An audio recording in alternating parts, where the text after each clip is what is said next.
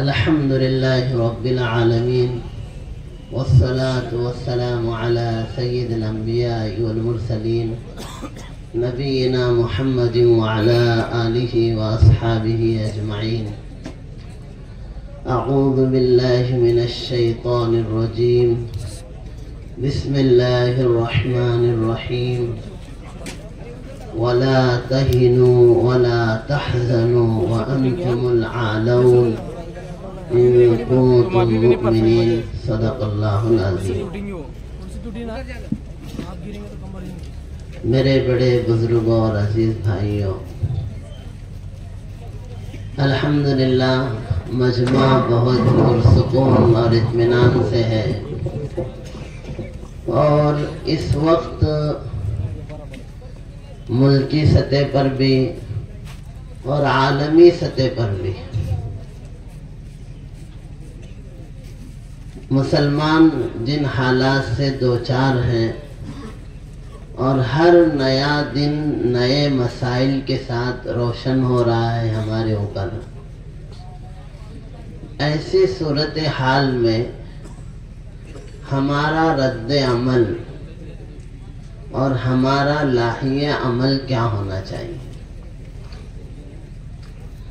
بلکہ اسلام نے رد عمل نہیں سکھایا ہے، عمل سکھایا ہے.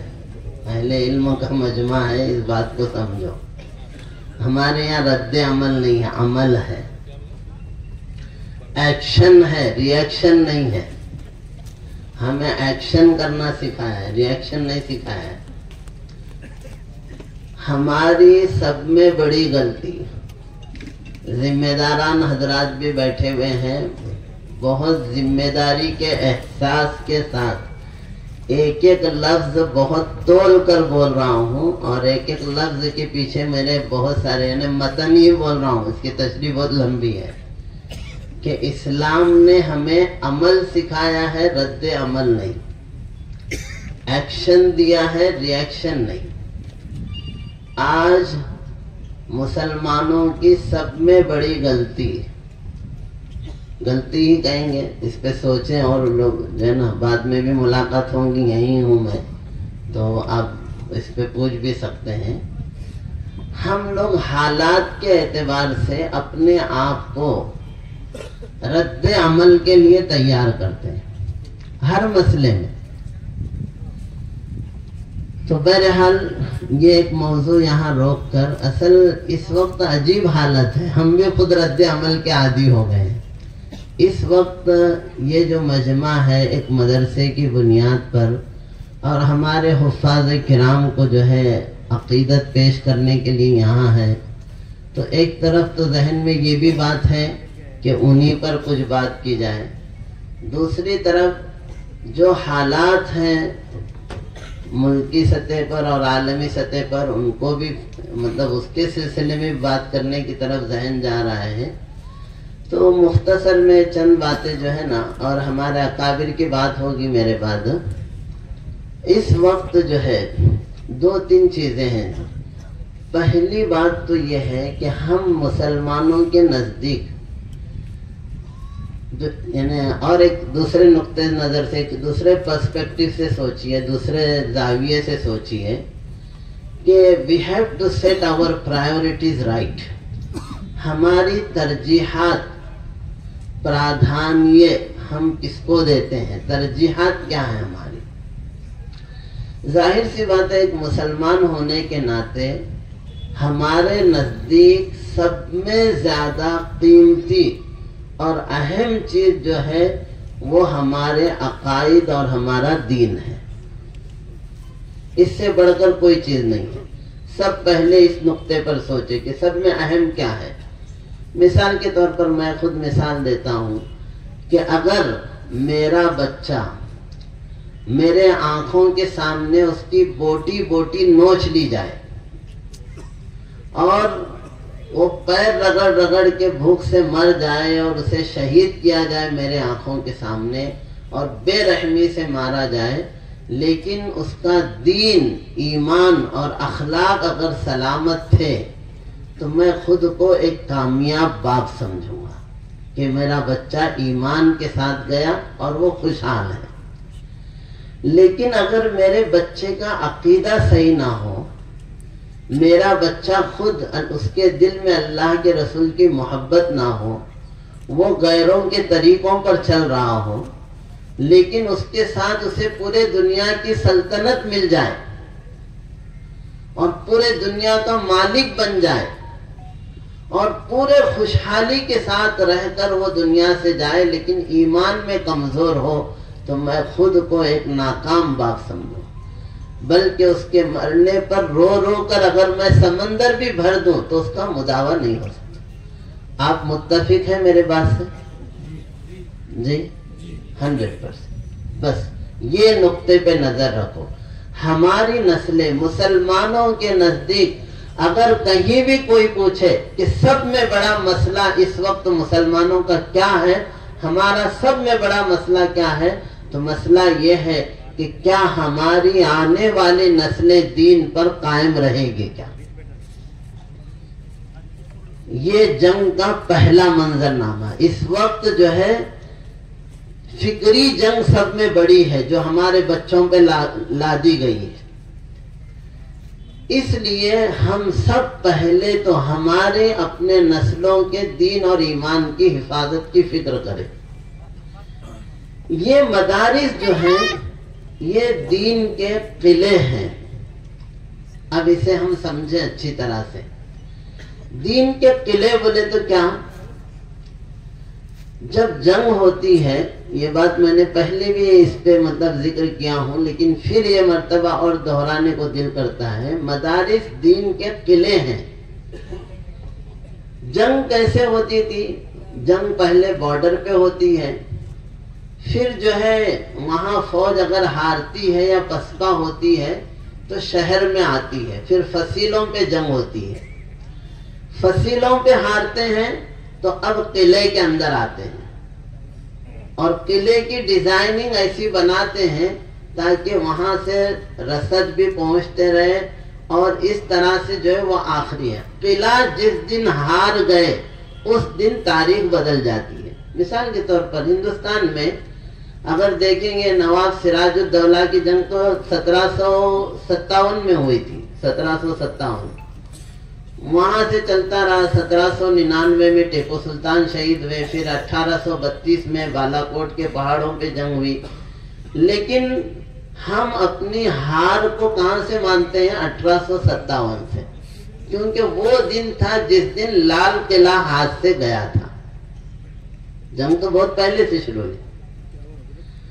تو اب جو ہے مدارس کو نشانہ بنانے، علماء کو نشانہ بنانے کی اب جو چیزیں ہو رہی ہیں، اس لیے کیا مسلمان اس وقت جو ہے مایوس ہو جائیں یا ان کو یہ لگے نہیں ہمارے نبی نے ہم کو کبھی مایوس نہیں کیا؟ کوئی موڑ ایسا نہیں جب ہم مایوس ہو سکتے ہو۔ ہاں، ہمیں عمل پہ کھڑا ہونا ہوگا، اپنے ایمان کو مضبوط کرنا ہوگا۔ اسی لیے قرآن و حدیث میں کہیں بھی حالات کو بدلنے کا حکم نہیں ہے، خود کو بدلنے کا حکم ہے۔ اگر ہم خود کو بدلیں گے اللہ حالات کو بدلیں گے۔ تو اس لیے اس تناظر میں اب یہ چیز ہے کہ اس وقت مدارس کو مضبوط کرنے اور مدارس اور علماء سے خود کو جوڑے رکھنے کی ضرورت سب میں زیادہ محسوس ہو رہی، اس لیے کہ یہ اپنا قلعہ ہے۔ اگر ہم یہاں ہار گئے تو پھر ہمارا کوئی وجود نہیں ہوگا۔ اس وقت جو حفاظ کرام ہمارے سامنے ہیں، اچھا دوسری بات حضرت مفتی اویس صاحب نے ایک بات کہی ہے، دیکھیے ہمارے جو پروگرام ہیں یہ پروگرام اور ہمارا دینی نام سے جڑنا اور جمنا یہ سب میں زیادہ اہم ہے۔ ہر علاقے میں اپنے دین کی محنتوں کو مضبوط کرنا یہ ہماری پہلی ذمہ داری ہوگی، اس لیے کہ وہ اگر محفوظ ہے تو سب کچھ محفوظ ہے۔ اگر وہ قیمتی دولت ہماری ہاتھ سے نکل گئی تو دوسرا، اسی لیے علامہ اقبال نے صحیح کہا ہے، عمارت کیا شکوہ خسروی بھی ہو تو کیا حاصل، نہ زور حیدری تجھ میں نہ استغناء سلمانی۔ تو اس لیے یہ چیز اہم ہے، اس کی طرف توجہ دلانی تھی۔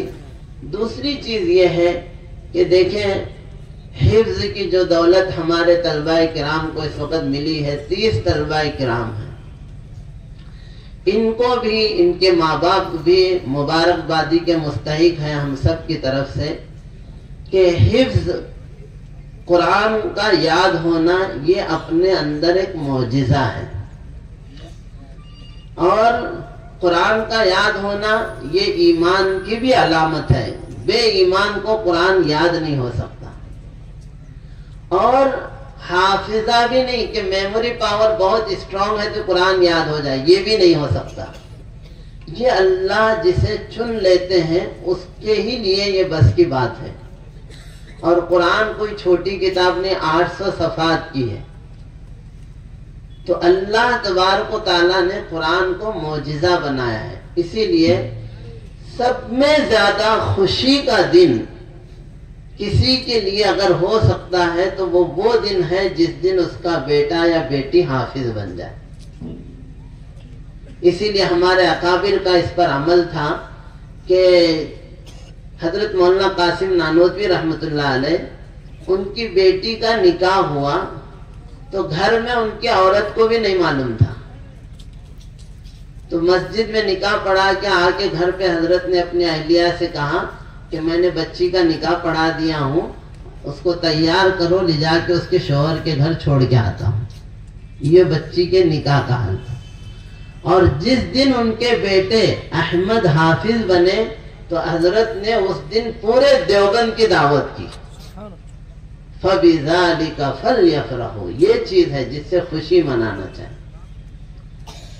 اس لیے آج کا یہ پروگرام بہت کامیاب ہے ہمارا، کہ ان حافظوں کی عقیدت میں اور یہ حفظ قرآن کی مجلس میں مدرسے کی بنیاد پر ہمارا آنا یہ اللہ کو پسند ہے۔ اسی لیے حفاظ سے، علماء سے محبت کی نگاہ سے دیکھو، کیونکہ اللہ کے رسول صلی اللہ علیہ وسلم نے فرمایا اہل القرآن ہم اہل اللہ و خاصتہ، کہ جنہیں قرآن یاد ہو جائے، جو قرآن والے ہیں، وہ اللہ کے VIP لوگ ہیں۔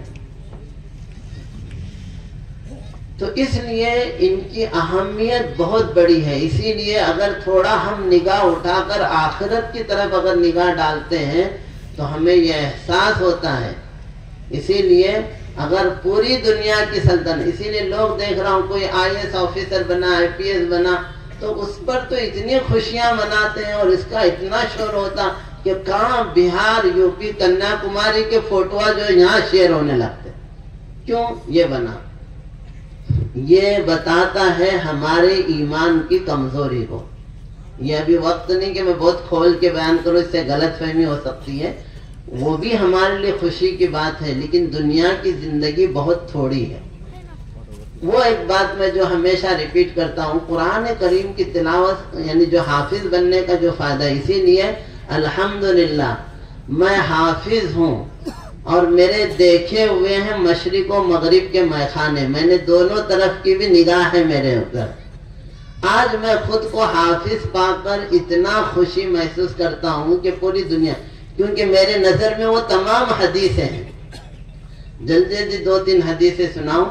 قیامت کے دن اللہ تبارک و تعالیٰ جب ہولناک منظر ہوگا تو حدیث میں ہے کہ قرآن کریم حافظ کے سامنے آئے گا اور کہے گا اتعرفنی، مجھے پہچانتے ہو؟ تو حافظ کہے گا نہیں پہچانتا، تو کہے گا انا صاحبک القرآن، کہ میں تمہارا دوست قرآن ہوں، تم میرے لیے قربانی دیتے تھے۔ اور کہے گا آج تم ٹینشن مت لو، جیسے آفس کے لیے ہم کہیں لائن لگا کے ٹھہرے ہوں اور اسی گرمی ہو، پریشان ہو، اس میں کوئی آفس سے نکل کر آئے، ارے مجھے نہیں پہچان رہا، میں تمہارا دوست بچپن کا، یہ آفس میں ہوں میں، آؤ آؤ اندر آؤ، اور ایک پیچھے کے دروازے سے لے جا کے ٹھپے لگا کے کام کر کے دے دے تو کتنی خوشی محسوس ہوتی کہ ٹینشن لیا۔ یہی کام حافظ کے ساتھ قرآن کرے گا قیامت کے دن، الحمدللہ۔ اور پھر اللہ تعالی حافظ کے والدین کو ایسے کپڑے پہنائیں گے کہ حدیث میں ہے لا یقوم الدنیا، کی پوری دنیا اس کے قائم مقام ہے، پوری دنیا بیچ کر اگر وہ جوڑا خریدنا چاہیں تو نہیں خرید سکتے۔ اور اتنا ہی نہیں، آخر میں یہ ہے ترمذی شریف کی روایت میں کہ 10 کی سفارش اللہ قبول کریں گے اس کے حق میں، اور پھر حدیث ہے اقرا ورتقی ورتل کما کنت ترتل فی الدنیا، کہ پڑھتا جائے. اس حدیث کو اگر ویژولائز کریں، ذہن میں اس کی تصویر لائیں، تو ایسا معلوم ہوتا ہے کہ حافظ کو اللہ تعالیٰ لفٹ میں بٹھائیں گے قیامت کے دن اور کہیں گے ایک آیت پڑھ اور ایک فلور چڑھ. آٹومیٹک لفٹ ہوگی، وہ ایک آیت پڑھے گا حافظ تو ایک فلور چڑھے گا. تو اب قرآن کی آیتیں اگر شمار کریں گے تو 6666 آیتیں. اگر یہاں اعلان کیا جائے کہ جو شخص ایک آیت یاد کرے گا برج خلیفہ میں اس کو ایک فلیٹ دیں گے، سمجھ رہے ہیں؟ دبئی کے برج خلیفہ میں تو دیکھو یہ مدرسے میں جگہ بس نہیں آنے والی، مدرسے اوور لوڈڈ ہو جائیں گے.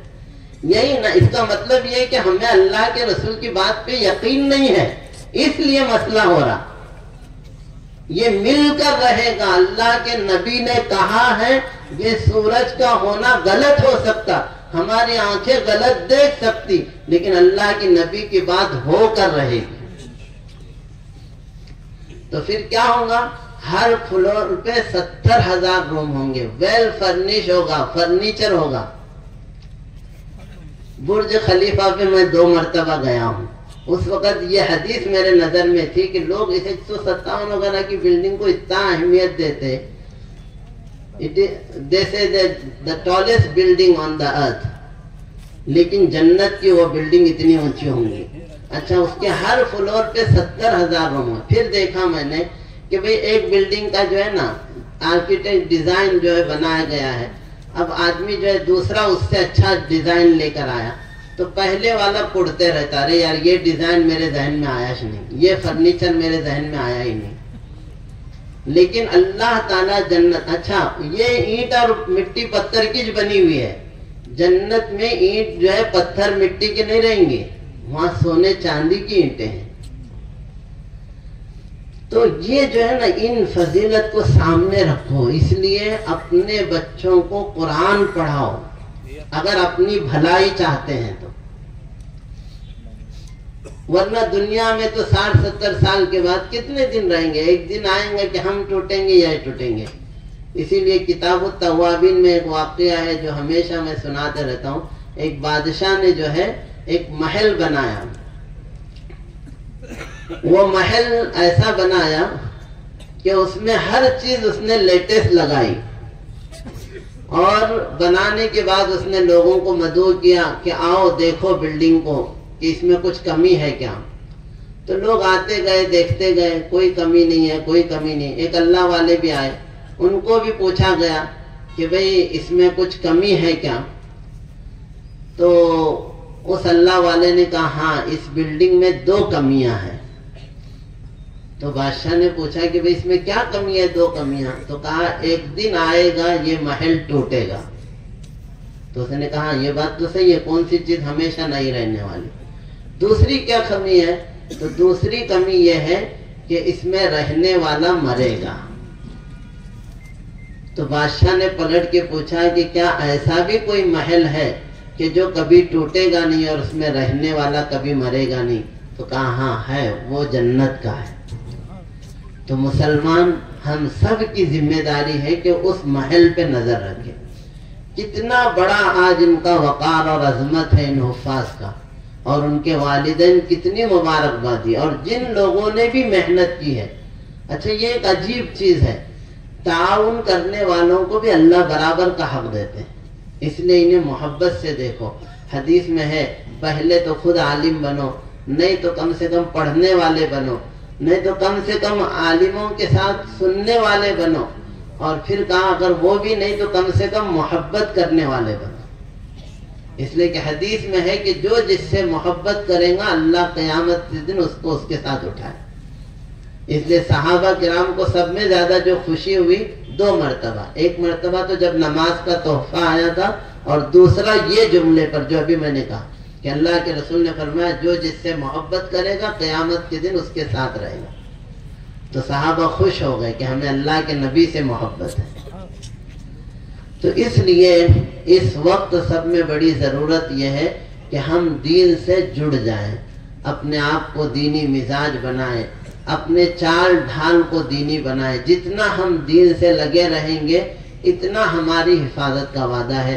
اسی لیے آخر میں ان سب حالات کو نظر میں رکھ کر، وقت نہیں ہے زیادہ کہ میں بات کو منظم کروں، لیکن ایک آخری بات جو حضرت مدنی کی طرف منسوب ہے وہ یہ ہے. لوگ کہتے ہیں کہ ہم دین کی حفاظت کریں گے، دین کی حفاظت کریں گے. تو دین کوئی مورتی نہیں ہے کہ آپ بازو سے کھڑے ہو کر سیکیورٹی گارڈ کی طرح حفاظت کریں گے، بلکہ دین کو اپنے اندر لے لو، تمہاری بھی حفاظت ہوگی، دین کی بھی حفاظت ہوگی. تو اللہ تعالیٰ ہم سب کو کہنے سننے سے زیادہ عمل کی توفیق عطا فرمائے. جزاکم اللہ خیر. اس وقت حضرت آج تشریف نہیں لا سکے، کچھ ایسی وجوہات تھی جس کی بنا پر نہیں آ سکتے تھے. بڑی محبت تھی اور آنا بالکل طے تھا کل رات تک بھی، لیکن یہ ہے کہ کچھ ایسی چیزیں تھی جس کی وجہ سے جو ہے نا ہم لوگ بھی اصرار نہیں کر سکتے تھے.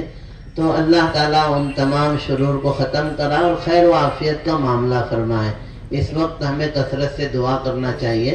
اس لیے میری ساتھیوں سے درخواست ہے، سمجھ رہے، اب یہ الگ سے درخواست ہے، مجھے کہا نہیں گیا ہے، لیکن چونکہ ہم لوگ بھی جلسے کرتے رہتے ہیں تو جلسوں کی جو پریشانیاں ہوتی ہیں وہ سب جانتے ہیں، سمجھ رہے، مبتلا بھی ہی ہیں. تو ہم بھی جب جلسے کرتے ہیں تو اتنی محنت کرنا پڑتا ہے کہ راتوں کی نیند اڑ جاتی ہے آخر کے 10 دن تو، سمجھ رہے، جو ذمہ داران رہتے ہیں. اور پھر اس کے بعد جو ساتھی ہیں آزو بازو کے، وہ ایسا نہیں کہ کچھ 2 جملے راحت کے بول سکے، سمجھ رہے، ان کو وہ بھی توفیق نہیں ہوتی ہے. تو بہرحال پوری محنت ہوئی. جو بات میں نے اشارے میں کہی تھی ذرا کھول کر ہی کہوں. دیکھو جب باہر کے مہمان آئے تو تب تو جڑتے ہی ہیں، لیکن اپنے اندرونی نظام کو مضبوط کرنے کی ضرورت ہے. اداروں سے محبت وغیرہ جو باتیں میں نے ذکر کی ہیں. تو اس لیے حضرت کا آنا طے تھا، اس کے لیے سبھی نے بہت محنت کی. اللہ تعالیٰ سب کی محنتوں کو قبول فرمائے. جن لوگوں نے بھی جس طرح بھی جیسے بھی تعاون کیا ہے، محنت ہوئی ہے، اس کا نتیجہ اللہ تعالیٰ ضرور دیں گے. اسی پر ایک بات مجھے یہ کہنا ہے کہ ہمارے دین میں کام اہم ہے، نتیجہ اہم نہیں ہے. کام کرنے کا حکم ہے. ہم نے کام کی، محنت کی، اللہ نے قبول کر لیا، اللہ کے یہاں اس کا اجر طے ہو گیا. اب جو ہے جو چیزیں اپنے ہاتھ میں نہیں، اسی لیے تدبیر اور تقدیر، جو ہاتھ میں ہے وہ کرنا تدبیر کہلاتا ہے، اور جو ہاتھ میں نہیں ہے وہ اللہ کے حوالے کرنا یہ تقدیر ہے. تو ہم نے تدبیر کی، اللہ کو منظور نہیں تھا، وہ نہیں ہو سکا، وہ تقدیر ہے، وہ ہم اللہ کے حوالے کرتے ہیں. اس لیے ساتھیوں کو اس پہ ناراض نہیں ہونا چاہیے، بلکہ ساتھیوں کو عزم رکھنا چاہیے. حضرت نے کہا کہ کوئی اور موقع سے حضرت ضرور آئیں گے اور وقت بھی دیں گے، مطلب مسلسل یہاں پر رکیں گے بھی حضرت، مطلب تاکہ سبھی ساتھیوں سے وقت دے کر صحیح سے یہ کرے. تو اللہ تعالی ہم سب کو عمل کی توفیق دے. جزاک